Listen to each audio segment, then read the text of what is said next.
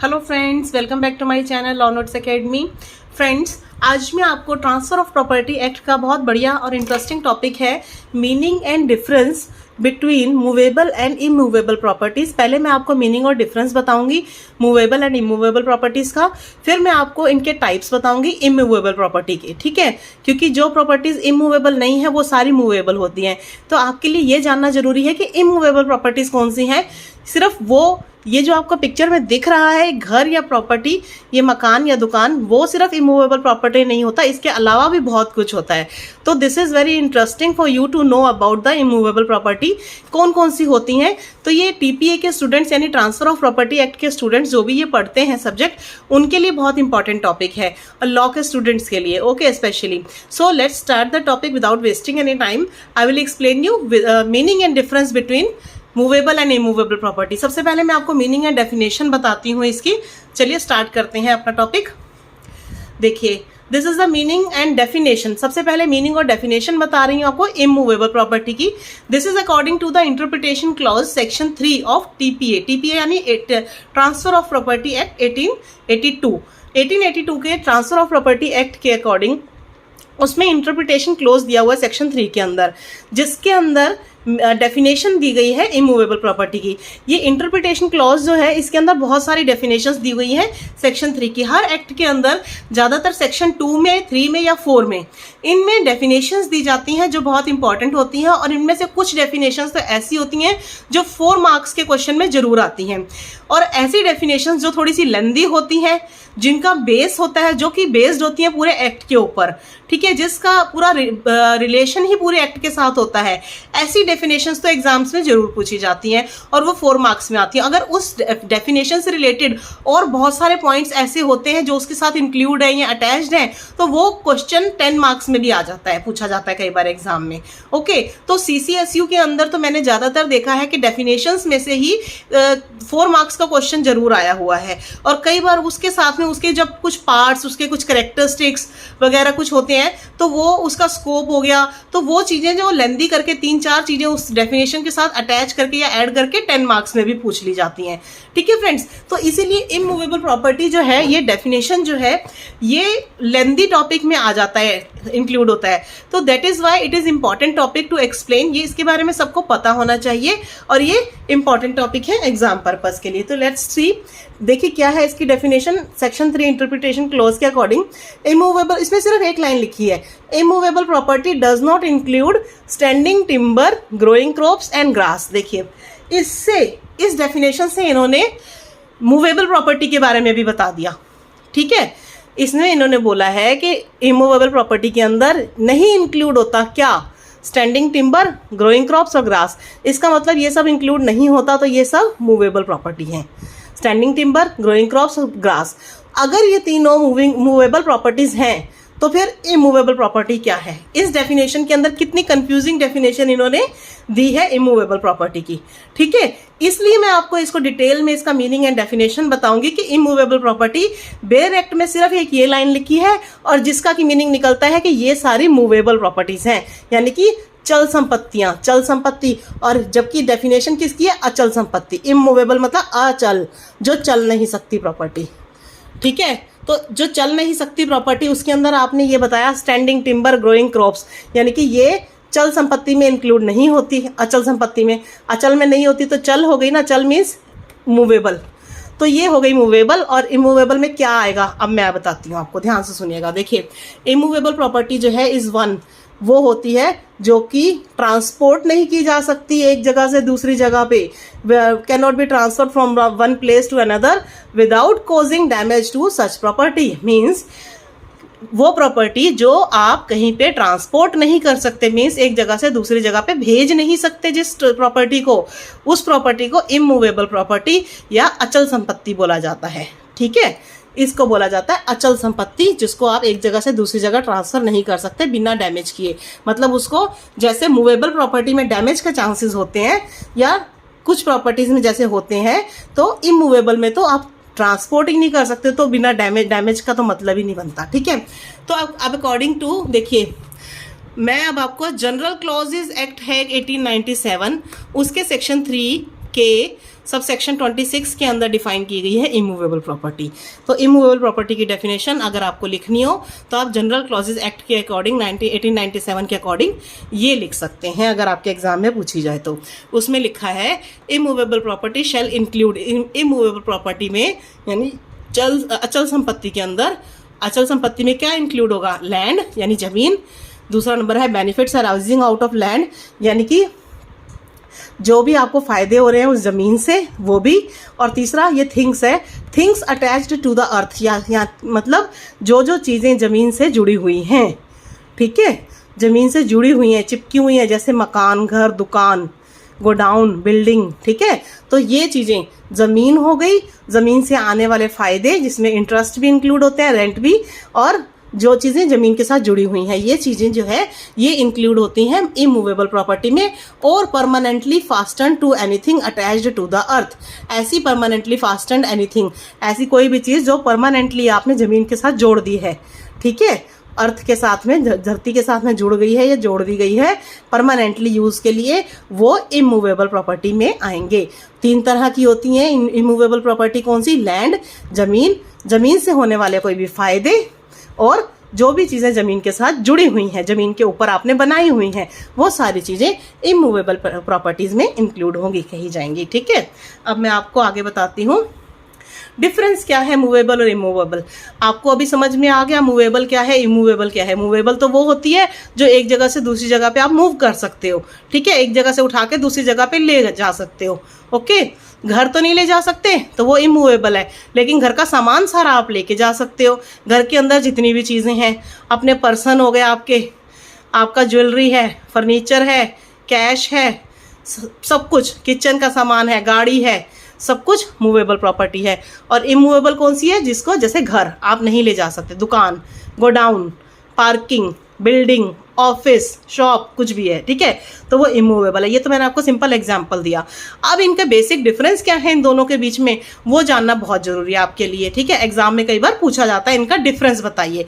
जैसे एग्जाम में क्वेश्चन आ सकता है, पहले what is the meaning of immovable property, फिर वो कहेंगे how is it different from movable property. Means पहले आप अचल संपत्ति के बारे में बताइए, मतलब बताइए, इसका अर्थ बताइए, फिर वो कहेंगे वो चल संपत्ति से कैसे भिन्न है या डिफरेंट है, ठीक है। तो इसलिए ये डिफरेंस आपके लिए जानना बहुत जरूरी है। तो मैं आपको बताती हूँ मूवेबल यानी कि चल संपत्ति। चल संपत्ति क्या होती है, वो होती है जो डिफाइन की गई है सेक्शन 22 आईपीसी के अंदर बताई गई है, ठीक है, क्योंकि इससे रिलेटेड केसेस होते हैं बहुत सारे। मूवेबल प्रॉपर्टी की चोरी की जा सकती है ना, गुम हो सकती है, खराब हो सकती है, टूट सकती है।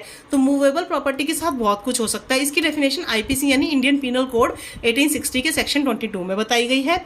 और इमूवेबल प्रॉपर्टी जो है वो डिफाइन की गई है under section 3 interpretation close transfer of property act में, जो मैंने अभी बताया आपको, ठीक है। मेन डेफिनेशन जो है सिंपल एक लैंग्वेज की, लेकिन उसमें ये लिखा है कि उसमें ये इंक्लूड नहीं होता, वो डेफिनेशन है इसकी अंडर सेक्शन 3 के अंदर बताई है टीपीए में। अब है मूवेबल प्रॉपर्टी जो है इजीली शिफ्ट की जा सकती है, यानी आप घर है आपका, घर का सामान आप शिफ्ट कर सकते हो, ट्रांसपोर्ट कर सकते हो एक जगह से दूसरी जगह विदाउट एनी लॉस और डैमेज, बिना लॉस और डैमेज के कर सकते हो आप।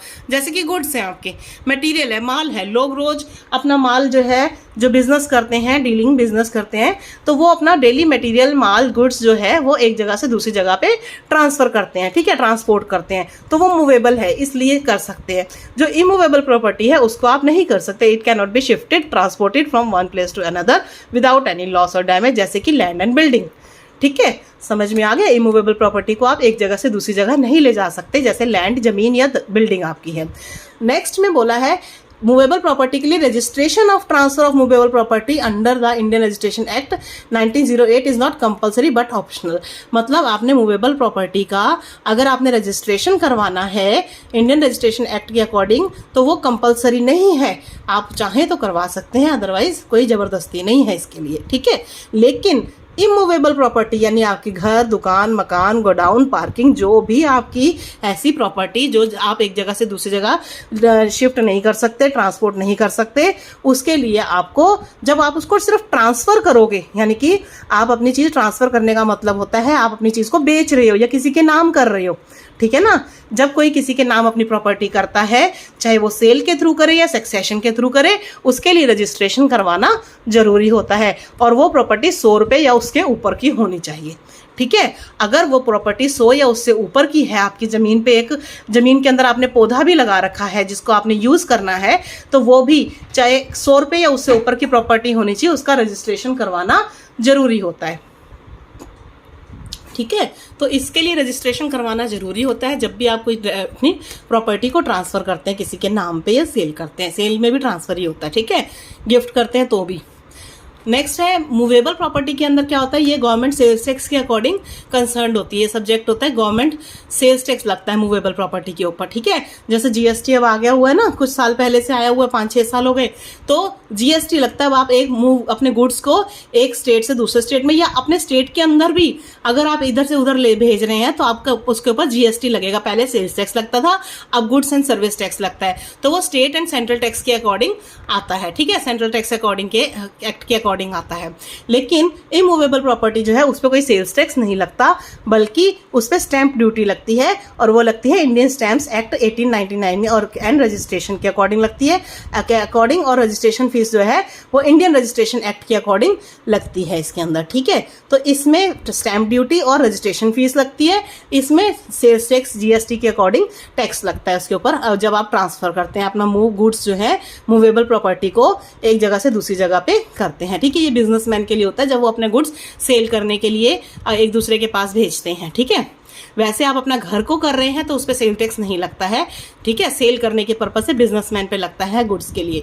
अपना घर का सामान अगर आप शिफ्ट कर रहे हैं तो उस पर नहीं लगता। अब ये मूवेबल प्रॉपर्टी के एग्जांपल्स में मैंने पिक बना रखी है, लगाई हुई है, देखिए इसमें ज्वेलरी है, घड़ी है, सारा पैसा है, कैश है, सामान है ना सारा, ये देखिए, तो ये सारा मूवेबल है, आप इसको कहीं पे भी ले जा सकते हैं। लेकिन ये घर है, ये इमूवेबल है, इसको आप कहीं नहीं ले जा सकते हो, इसका सिर्फ सामान आप शिफ्ट कर सकते हो।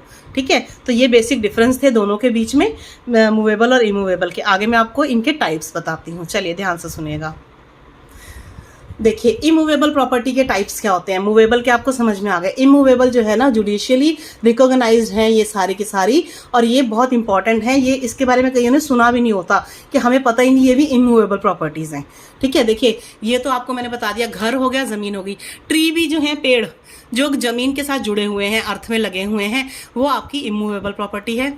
Next, contract to cut bamboos for a specified amount of time, मतलब कुछ कॉन्ट्रैक्ट होता है जो बैम्बूज के साथ में, बैम्बू ट्री होते हैं ना, उनके साथ अगर आपने कोई कॉन्ट्रैक्ट किया है उसका किसी के साथ में कि इतने टाइम तक के लिए हमें चाहिए कट करने के लिए, ये आपकी इमूवेबल प्रॉपर्टी में आएगा। मतलब ऐसी ऐसी चीज़ें हैं जो आप सोच भी नहीं सकते। फैक्ट्री बिल्डिंग का आपको पता ही है, ज़मीन के साथ जुड़ी हुई है। मशीनरी हो गई, रिसेप्टेबल्स हो गए,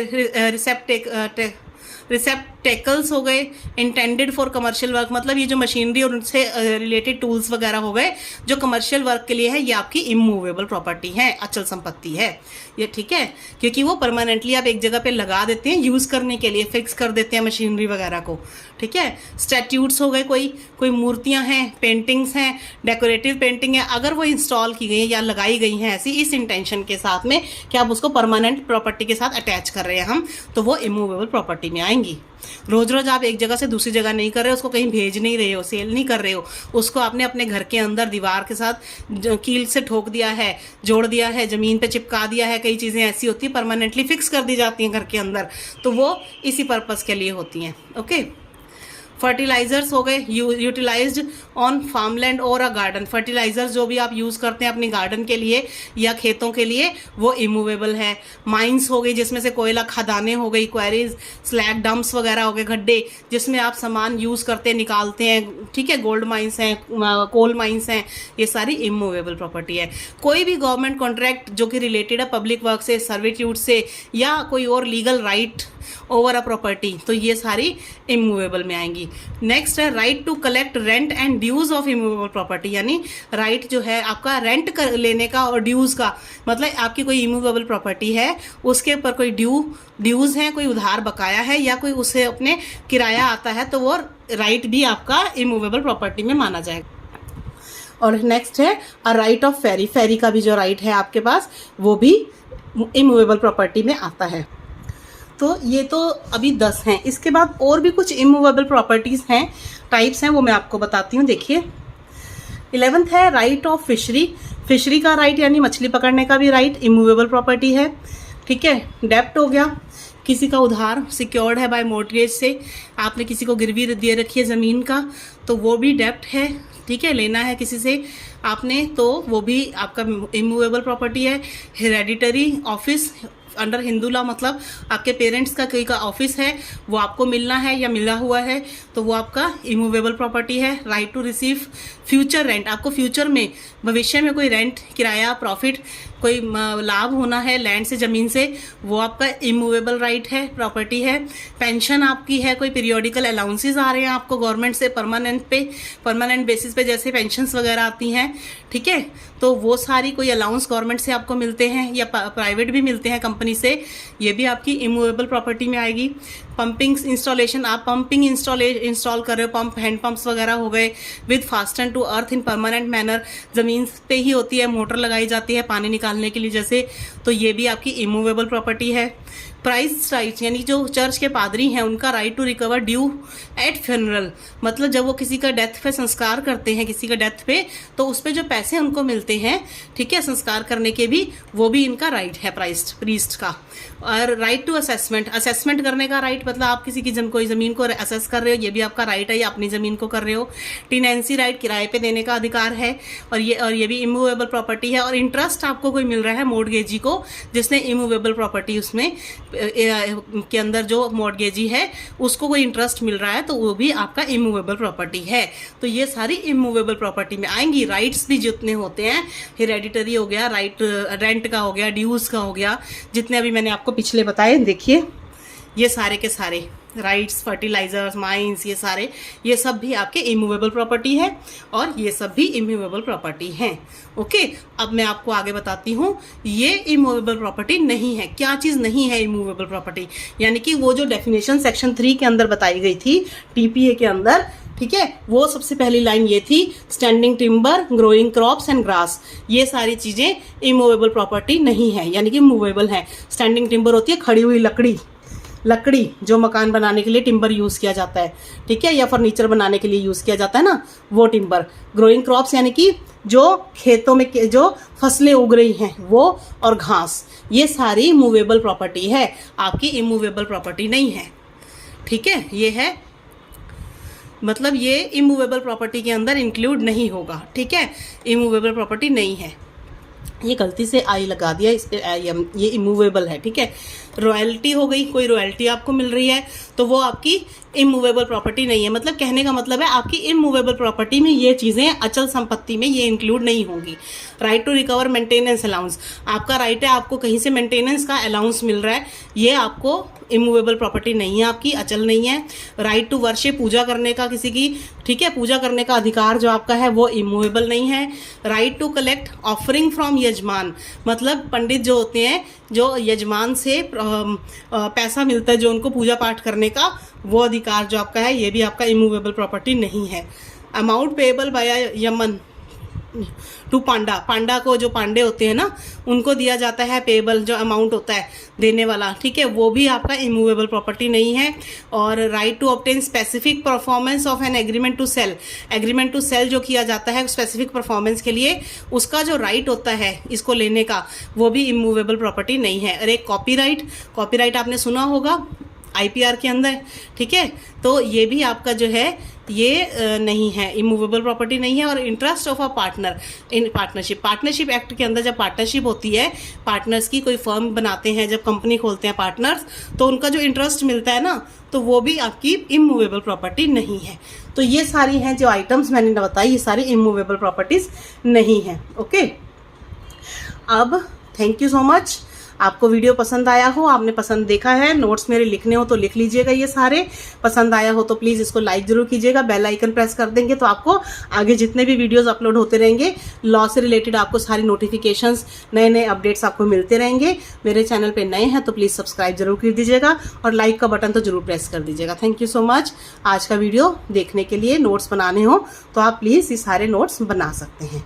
thank you so much, have a nice day, take care, bye bye.